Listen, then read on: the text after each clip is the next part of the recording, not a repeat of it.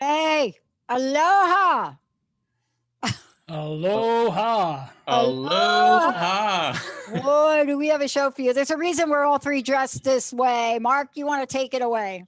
Absolutely. Today we're honoring a very special lady, Mother Earth. It is Earth Day 2021, and this special episode, we have Jim Kimo West, and Hawaiian culture honors Mother Earth. And Jim just won the 2021 Grammy for the Best New Age Album, which is More Guitar Stories. And we're going to be hearing some of that during the breaks on the show. And the thing is, don't expect airy-fairy, new agey stuff with Jim. This guy is rocking. And he's not only the world's foremost slack key guitar players. He writes his own music, records his own albums, and he's toured with Weird Al Yankovic since the 1980s. But he fell in love with the people and the culture of Maui, where he's become a Hawaiian musical legend. And so I'd like to offer an aloha and mahalo to our very special guest, Jim Kimo West. Welcome to the Psychic and the Doc, Jim. Mahalo, Mark. Thank you so much. It's great to be here.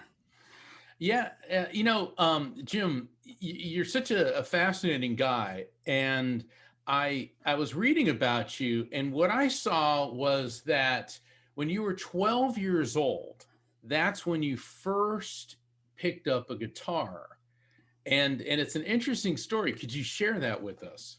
Yeah, my older brother played guitar. He was kind of played folk music for fun and that kind of stuff, and his guitar was in the closet. I think he had sort of neglected it for a few years, and it had like 2 strings on it. So I think when I was 12, I started noodling around on this 2-string guitar, and he saw that I was interested. So he went out and bought a set of strings and a book and, all the things for me. And so I kind of owe him, my start in music. As soon as I, got that guitar fixed up, I just fell in love with music and just locked myself in the room every day after school. Wow. So, I mean, would you say that the guitar kind of called to you? I mean, you obviously, kids pick up guitars and bang around with it, but it seems like you've had quite the relationship with guitar. Absolutely. Yeah. In fact, my last, a couple of my most recent records I call Guitar Stories. This most recent one was called More Guitar Stories, and the concept is almost like the guitar is actually telling the story. When you have a beautiful sounding instrument, and you're in a nice space in the room, and and that starts, the creativity starts flowing. It's almost like the guitar starts telling the story, and you're just sort of enabling the story and helping the guitar to create the story.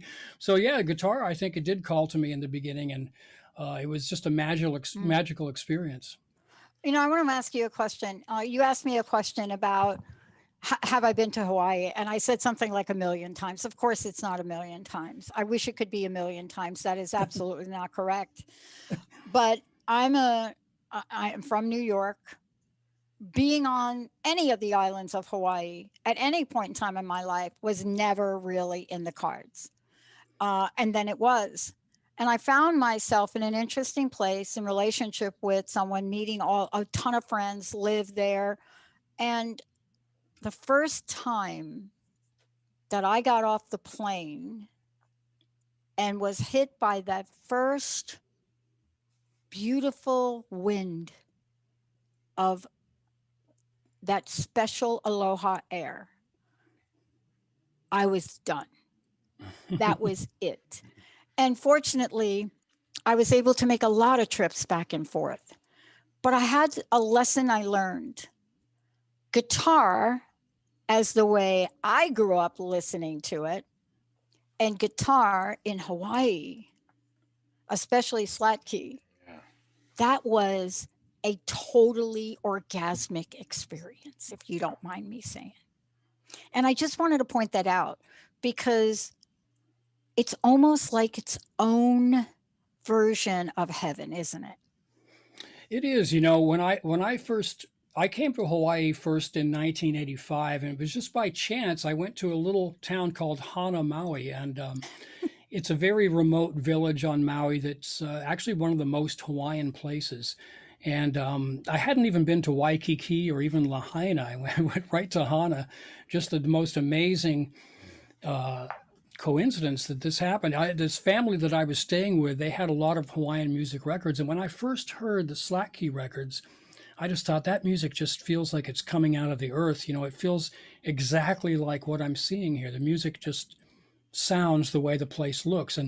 And I was just really drawn to that style. I'd been playing guitar for a long time, but that's something resonated with me. That music resonated with me so much.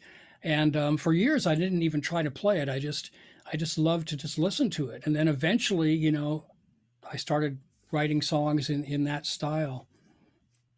Wow. Yeah, and what I've observed and resonated with your music, it isn't just Hawaiian music.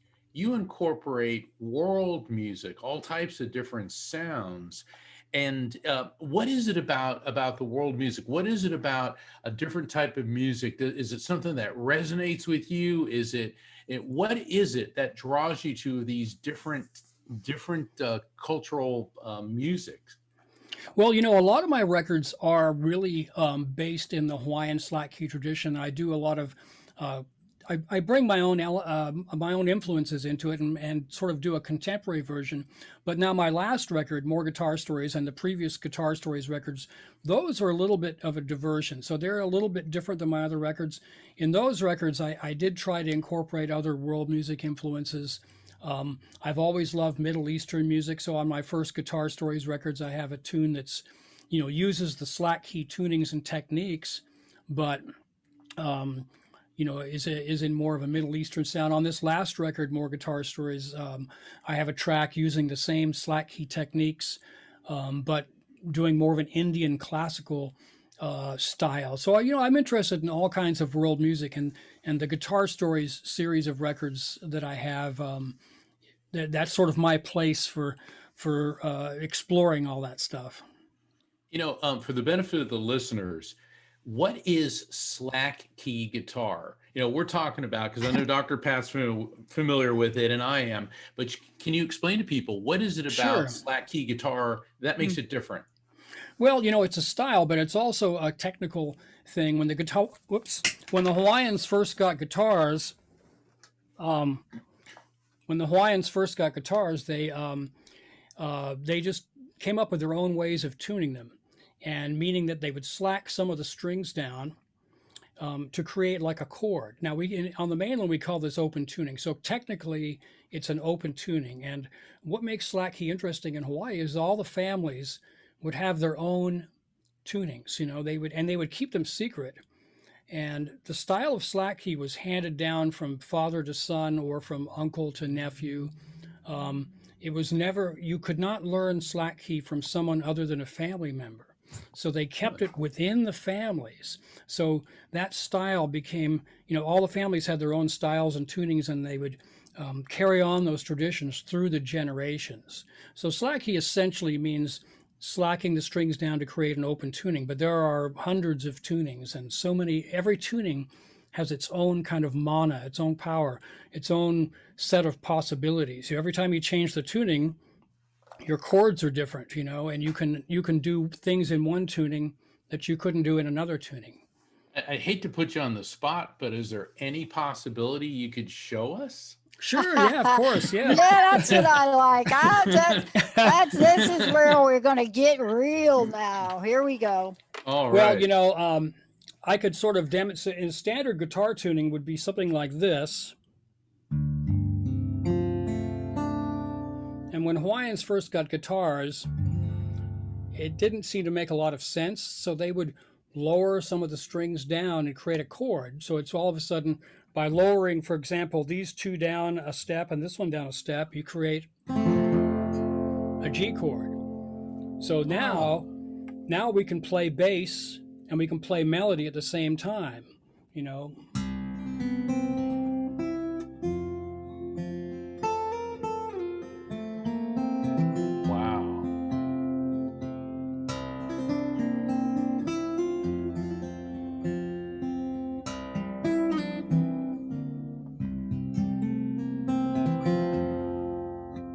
So that's sort of the idea of it. You relate by slacking the strings and creating those open chords, you can play bass lines and you can play melody all at the same time. Because instruments, there weren't many instruments in old Hawaii. We're talking about the mid 1800s, and right. So one person would kind of have to be the whole band on the guitar. Wow. It's fascinating because like in the Caribbean, the way the locals there created steel drum music, it's always fascinating how island cultures are very, very innovative with music. Sure. And it's out of necessity in a lot of ways. I mean, the steel drums, they didn't have anything. They just pounded old, 55-gallon drums and turned them into instruments.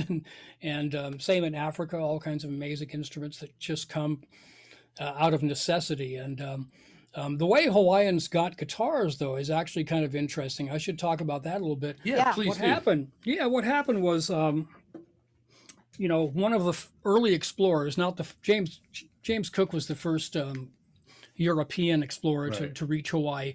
But a few years later, once it was on the map, another explorer named Vancouver, he came to the Big Island and he brought 3 head of cattle to King Kamehameha as a gift. They didn't have cows in Hawaii, and so he brought 2 cows and a bull and as a gift to the king.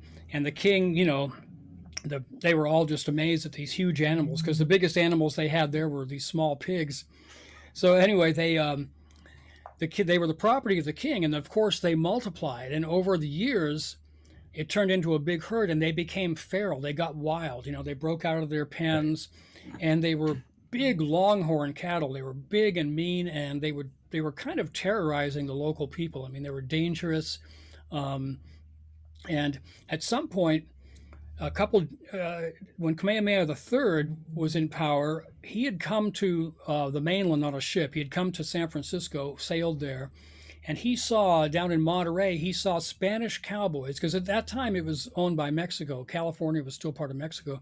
Right. He saw Spanish vaqueros, cowboys, managing cattle, roping them, and all this. And so he decided he would hire some of those vaqueros to teach the Hawaiians how to manage cattle, and so they could round these cattle up, and control the problem.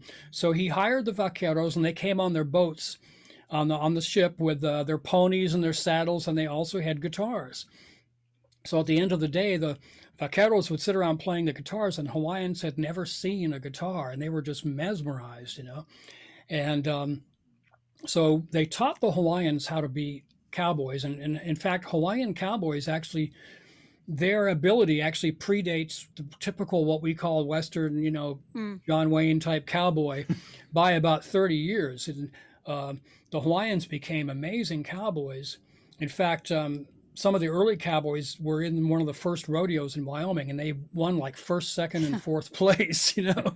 They were so good. But anyway, when the vaqueros left, when their contract was up, they they decided to leave their guitars behind because the Hawaiians were so enamored of these instruments. So they left the guitars behind, and that's how slack key music started. The paniolos, the Hawaiians called themselves paniolos. They would like started slacking the strings and to create tunings, and that's how guitar ended up in Hawaii. Yeah. You know what fascinated me in the introduction? I was very fortunate to be able to spend so much time with people that were of lineage. I mean, this was such a shock for me, and yet it felt so like home.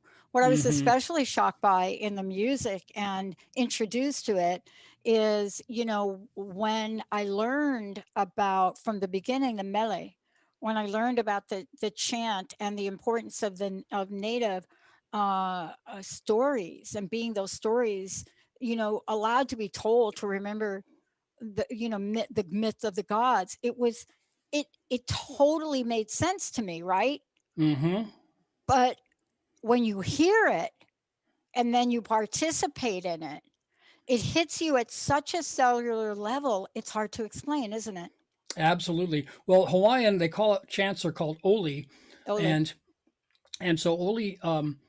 Hawaiians didn't have a written language, so they would pass their lineages, their genealogies, their history down through chants.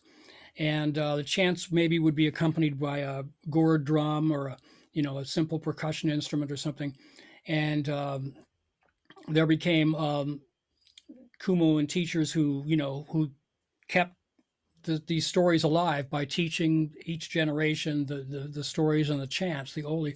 And Hawaiian music still to this day is influenced by Hawaiian chants, and the structure of Hawaiian songs often is very much like Hawaiian chants, especially the traditional Hawaiian songs.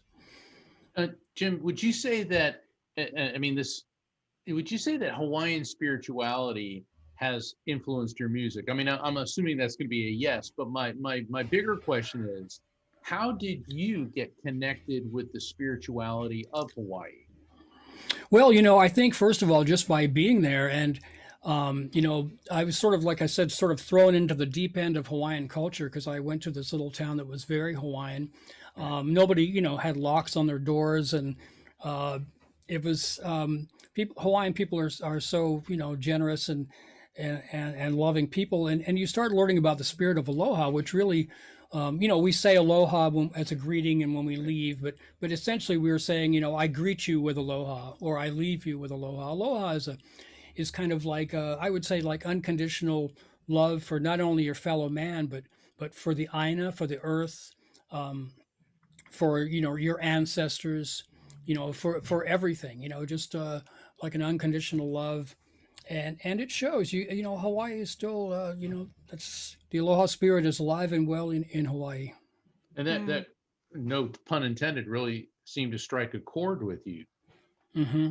Absolutely. And I'm sure, the style of slack key that I play, they call nahe nahe, which means very gentle, and Right. I think that's one thing about um, Hawaiians in general that I learned when I first started going. There was so much, like I say, unconditional love. You'd meet a Hawaiian family for the first time, and they were, you were just hugged and accepted as a family member right from the get go. And I sort of think of my music kind of that way as kind of a hug, as kind of like a sonic kind of hug that makes you just feel warm and and accepted. Yeah. What we're going to do is we're going to go to a short break. And as we Hmm. go, Jacob has got some beautiful music that we're going to play. A little bit unusual for those that are listening. You're actually going to hear more music than you generally hear going in and out. So you too can totally experience take it in, breathe it in, feel the air, and smell the beauty of it all. We'll be right back.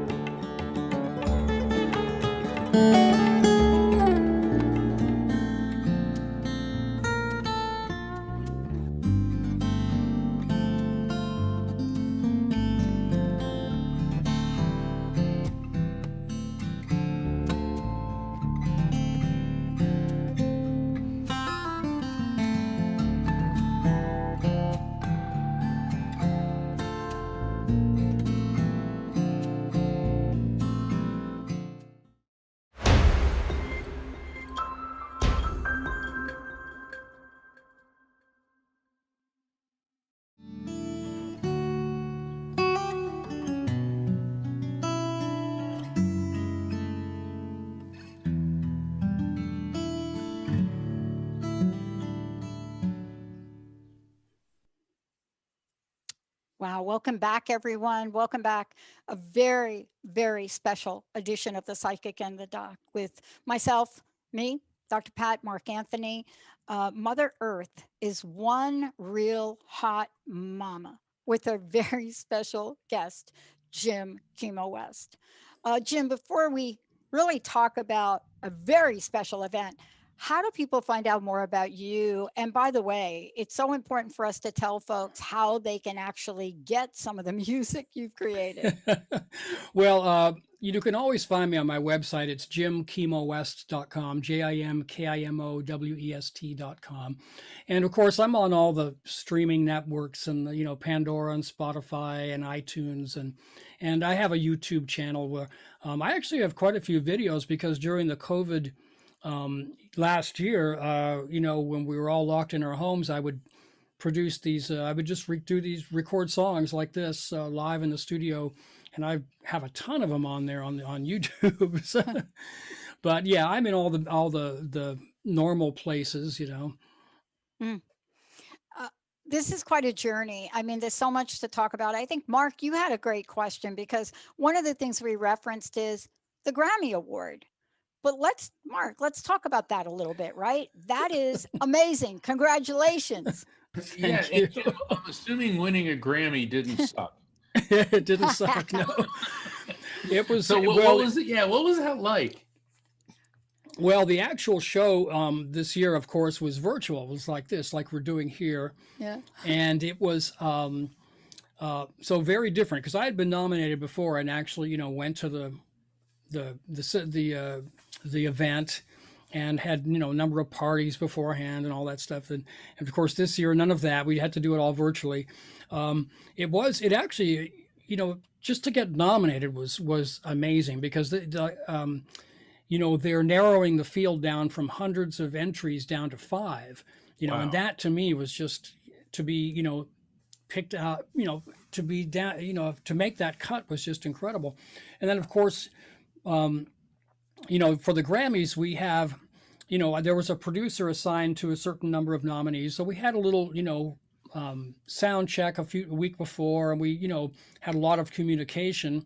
And so, they had the nominees tune in at a certain time, maybe half an hour before your award is going to be announced.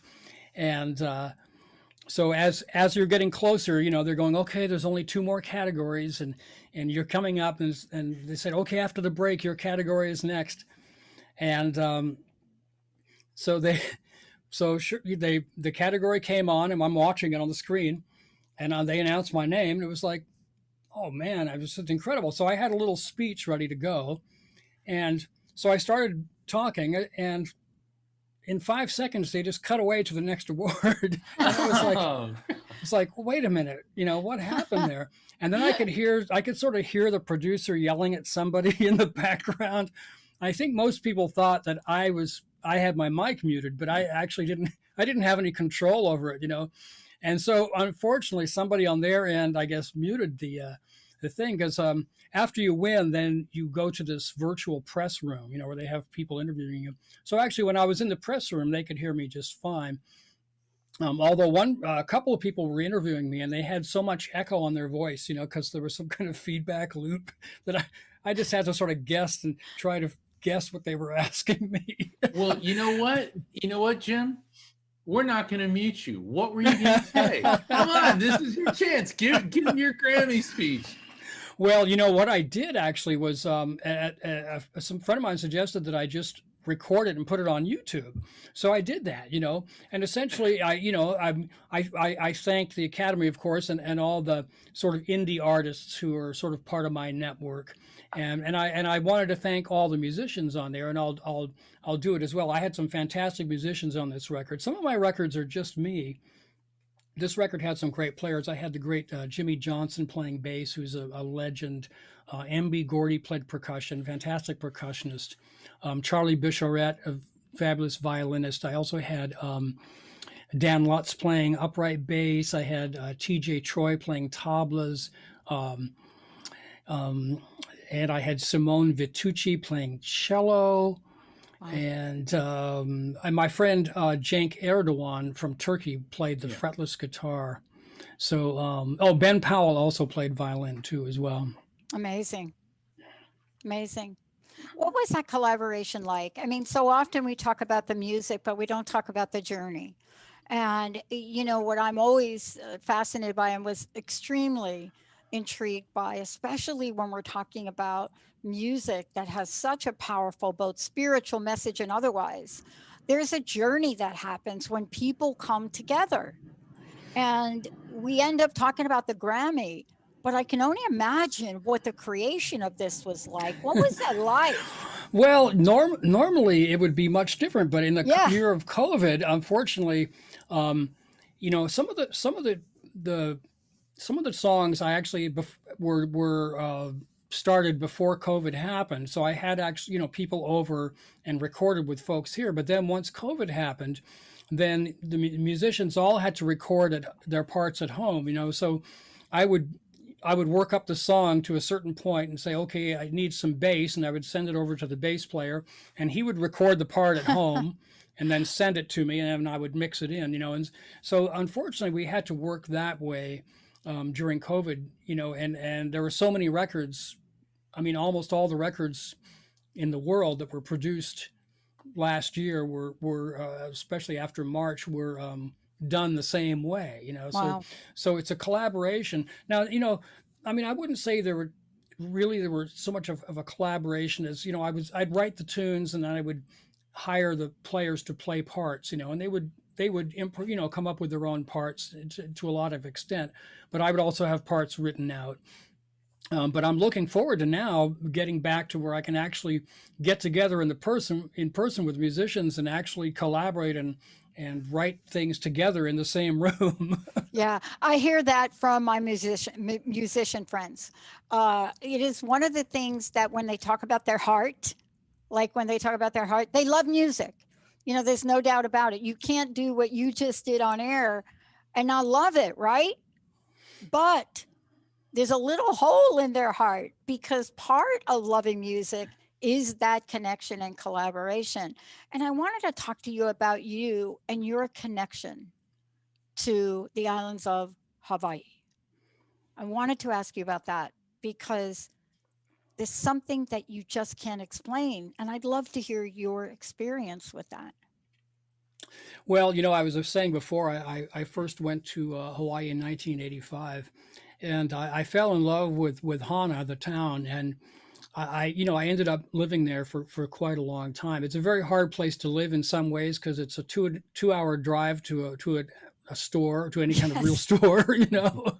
I know. And and the only gig is playing in the there's one hotel in town, and 2 nights a week they would have music in the bar, so that's the only gig you can get in town. but um, but I always maintained my connection with Los Angeles, But Hawaii has been so special to me. I mean, when I created my first record, I had written a number of slack key tunes inspired by Hana and the people that I've met in Hana. And I would record them just so that I wouldn't forget them. And at some point, somebody said, "Well, you've got 12 songs. Why don't you make a CD?" And I hadn't even considered it, being some kind of commercial enterprise. But I loved the idea, and eventually I had a CD. A friend of mine did the cover, and the CD was called Coconut Hat. Hmm. So the cover of that is a coconut hat made by a friend of mine that used to weave hats down by the waterfall, and sell them to the tourists, So one of his hats was on the cover. Uh, so I've had this long connection, especially with Hana, a very, very deep connection, and it's certainly influenced my music. I mean, I've written so many songs inspired by all of Hawaii, but especially that part of Hawaii. Jim, you brought up something earlier. You talked about mana. And what I found really fascinating is mana is the energy that everything has. Yes, And in my work as a psychic medium, that's a huge component of that. And I work with it in the realm of quantum physics, that everything has its own frequency and vibration. hmm But have you explored mana? Have you done any type of techniques to commune with nature? And if so, did that impact your songwriting? Well, my favorite thing is uh, when I'm in Hana.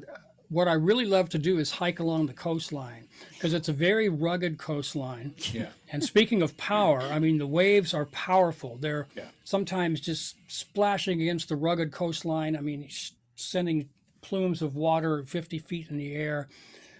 Very, very powerful. But you can safely walk along the coastline, and maybe you can dip into some tide pools that are safe. But there's a certain energy that from the ocean that you get when you're hiking the coast on the windward, almost any of the windward sides Windward, of any of yeah. the islands. Yeah. It's a whole different thing than the leeward, where you have the hotels and the nice sandy beaches and the quiet water. The windward side is rugged, and there is power and energy there, and almost sometimes where I used to stay was right on the ocean there, and sometimes it would almost be too much. It'd almost be like, okay, the ocean's got to calm down here. It's just it's a little bit too much power. But there's something about that rugged ocean power that is just so compelling, and I can't help but think that has influenced my music a lot. You know, Doctor, I'm yeah, sorry, go but ahead, Dr. Mark. Pat, you brought up something very Sure. important, or before, when you talk about the process. Yeah, We the talk about journey. the end product Yeah. and the road to Hana.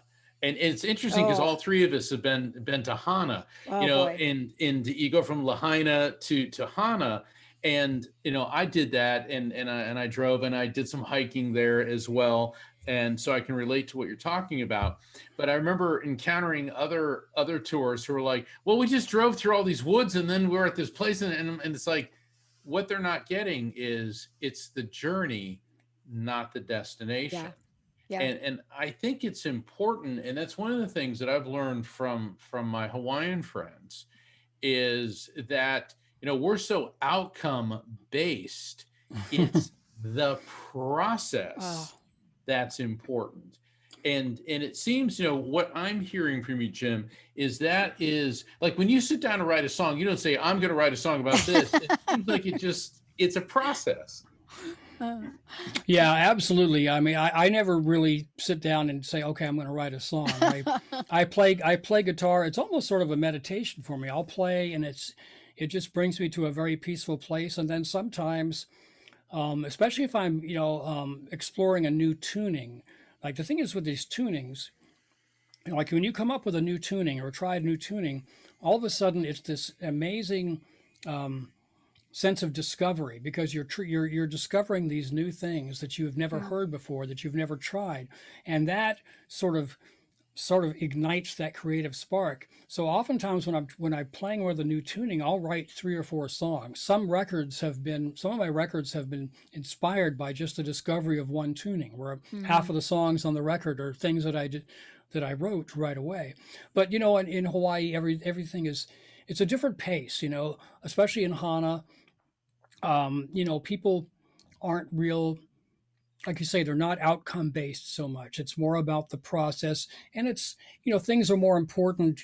Family is so important. I know Oh yeah. living there will be hard. For example, to get work done on your house, like if you had to have a plumber, you'd the guy, the local guy would say, okay, I'll come over, I'll be there tomorrow, and then he doesn't show up, and then you see him at the store, he goes, oh yeah, my cousin came into town and we have one luau, and went Yep. fishing or something. But that's understandable. It's like, oh, okay, no worries.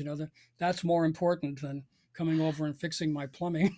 I love that. I love that. I spent a month plus in Hawaii because, as I said, I've got friends at Coco Crater, and I have friends there. And there was a family, not such a great event, and I stayed a month to care. And I got a dose of a change that stayed with me to this day. I would have never been able to get it, a positive change. And it was so stunning and shocking to me that here I was building a network, da da da da da da da. And I got to tell you, my friends are like, no, that is like not important. You don't need to do that show. It doesn't matter. We go to the beach now. And, and I have to tell you, I kicked and screamed and shouted, and I'm trying to do the show. And they're banging on pans and stuff. And I finally said, I'm not doing the show. I got to go. And I learned something so valuable about that. And I still learn from them. There are things in life that will go on without you. And there are things in life that go on because of you. Mm-hmm. And that time with people and friends. And I got to tell you, I don't swim. I am the worst person.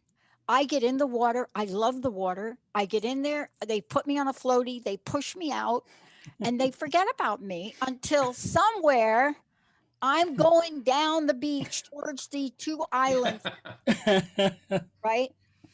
But you mentioned something. People ask me, what was the scariest moment? They hear that I traveled across from East Coast to West Coast. I drove a truck in across the Great Divide in the middle of winter.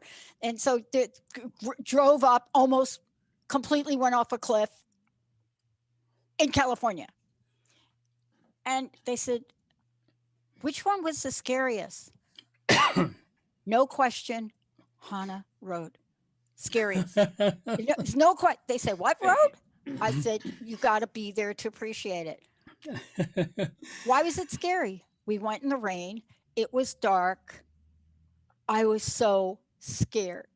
And yet I don't think it was because of the road. And Jim, I want to take a short break and come back. There's a power that you talked about. It changed my life. I created research work on the beach, and people asked me where I got the idea from. And I said the Mokulula Islands over there someplace. When we come back, I want to talk about how healing this music is for the world now, for the world then, and how hypnotic it can be. And I tried to learn slat key guitar. Epic fail. Let's take a short break. We'll be right back.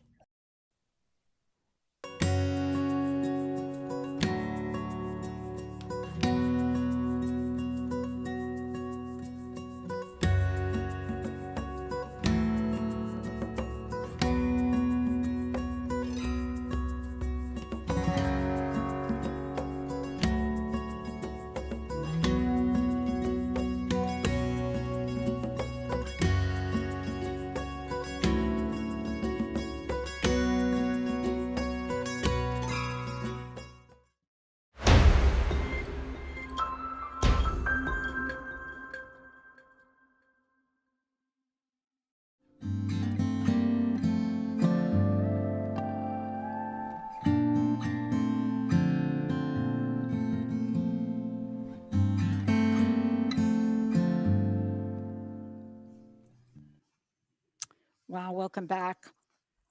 Jim, thank you so much for today. I know there's so many things we want to talk with you about, and boy, the joy of your music, the power of it. Again, please send everybody to how they can find out more about you and go watch your videos and just, like spread the aloha. Spread the aloha. That's right. Yeah, my website has all the links. Uh, JimKimoWest.com. It has the links to the YouTube and streaming and all those places out there. Hopefully you'll be able to see me play live before too long. I mean, that's what we're all hoping for. So do you tour separately from the Weird Al band as well? Oh yeah. I do my own tours. This year and last year would have been a good time to do it, but unfortunately Right. we couldn't do any of that.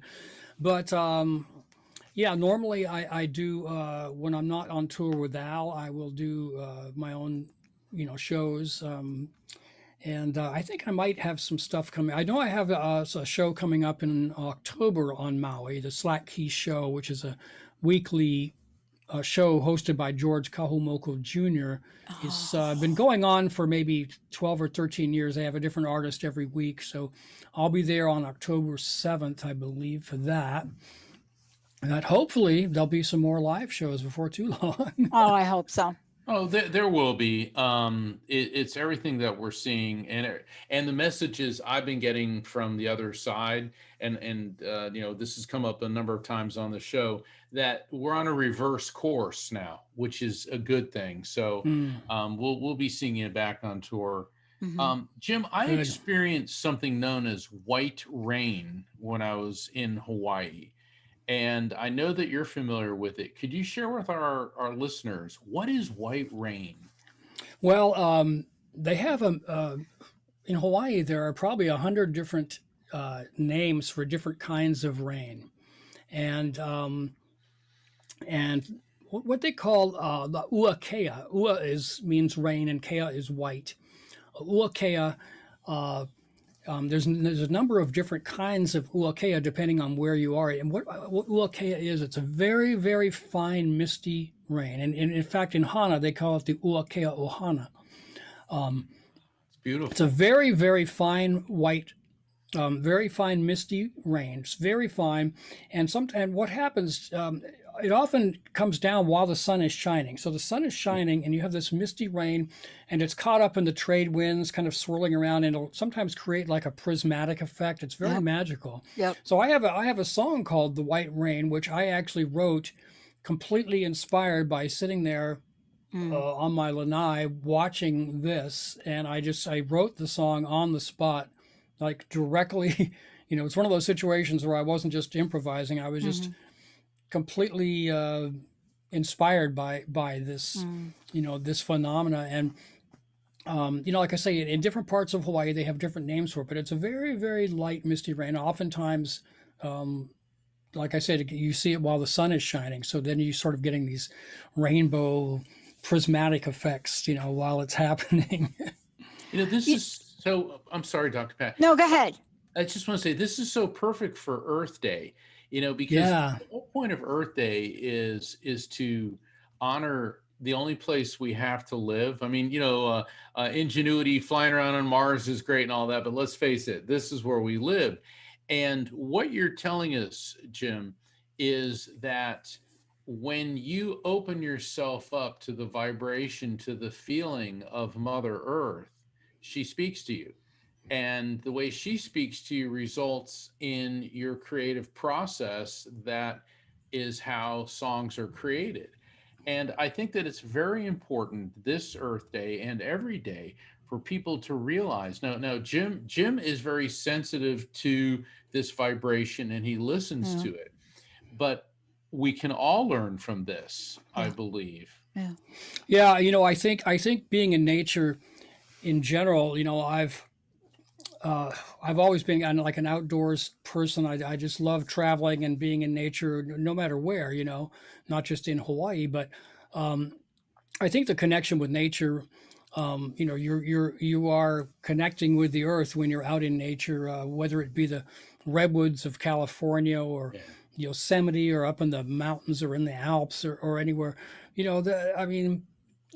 there's something that just connects so very deeply Yeah. inside of you when you're in beautiful nature. And in Hawaii, for example, I love to go fishing on the rocks, but it's not really, it's more about being there than it is Hmm. catching the fish, you know.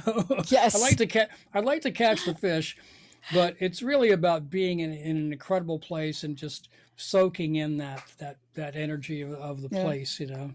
Yeah. My friends had the greatest laugh on the planet when they decided, let's go fishing on the rocks, and then watching me try to do that. You I'm have to in be my very own zone. careful. You have to be very careful. And I'm being in my own zone and I'm very focused. And you could hear the laughter, honestly, from the Big Island all the way to Kauai. You could just hear it. And, I learned to laugh at myself there, Jim. And I was thinking about this. I don't know another place where people are so kind, so loving, and they just don't take themselves so seriously. Now, they do take things in the world seriously, but boy, I did learn to laugh at myself. There's something Yeah, powerful about that, right? absolutely, absolutely. I have many Hawaiian friends who I would go fishing with, and I can't help but think how how my life has changed just from being around them. Yeah. But Hawaiian people are very loving, and like I Yeah. say, very, very. Everybody's so full of aloha there. Yeah. That's it's I kind of think that Hawaiian music, and almost any kind of Hawaiian music, when I hear it, it brings Mhm. me back to the place. I mean, even if it's steel guitar, for example, it sounds. I could be in Waikiki with the trade winds blowing through the palm trees and the sound of steel guitar. It just sounds like like I say, it sounds like the place. And Hawaiian music brings me back to those to the place. And I think Hawaii, Hawaii, the music is sort of like as for example, as Slack Key gets more and more popular throughout the world, I sort of feel like along with the Slack Key is you're sort of helping to spread aloha through the world by Yeah. by playing Slack Key and recording it and such. Yeah. I never thought in a million years, just to say, um, that I would be so influenced by a culture and by a music. And I cannot explain to this day how that happens. My friends say it's a past life. Mark probably can figure it out. But boy, when it hits you in the heart. And my introduction was Kelly Rochelle. Hmm. And my introduction, right, was that for a bit. And it just doesn't leave. I just sense that this is the kind of music that could really heal the world. I don't know. I don't know, Jim. Absolutely, I think so. Yeah, Kaylee Rochelle is a fabulous artist, and his records are some of my favorite. And he's a kumu hula, meaning he's a Yeah. hula teacher too. So, and and he's very fluent in language. He's an amazing artist, and but I agree. I think Hawaiian music. Yeah. Unfortunately, it's strange because a lot of people I meet, like especially maybe if I'm trying to book a show or something, I'll say, well, I play Hawaiian slack key, and they think you mean like Tiny Tim or for Oh, some reason, you yeah. know Or tiny what bubbles. yeah, well, what happened was when Hawaii became a tourist destination, it was starting way back in the turn of the early 1900s. Yeah. People started going over in ships, and there became this sort of craze for Hawaiian culture, and Hawaiian music on the mainland.